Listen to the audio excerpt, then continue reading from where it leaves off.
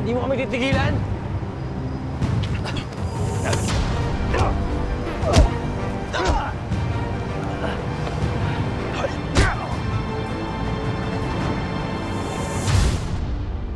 Sweet dreams, baby ko. Good night. Yung nangyari sa anak mo, hindi ko sinasadya yun.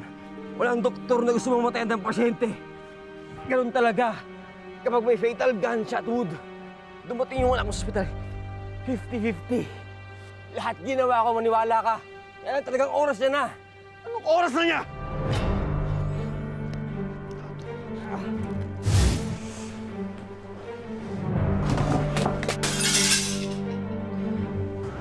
Ngayon, oras mo na!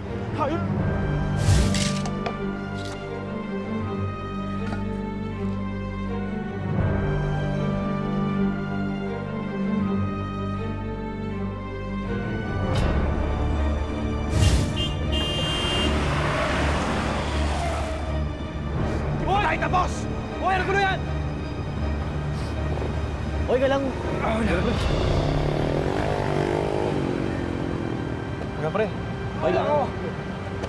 Nado ka? Ano, kailangan mo ng tulong? Salamat. Walang salamat. Kailangan mo ng tulong. Hindi na, salamat.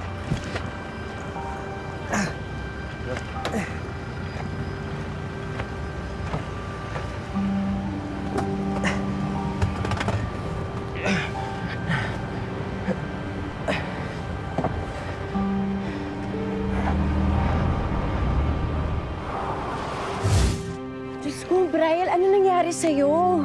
Ba't ganyan yung tsura mo? Ay, dahan-dahan lang. Sige. Okay lang ako. Kayo na kasi may babaeng binapastos eh. Kaya nagpaaway ako, tinulungan ko kasi. Tumawag ka na ng polis. Okay ako. Sige na, sumandal ka muna, ha? Babalikan kita agad.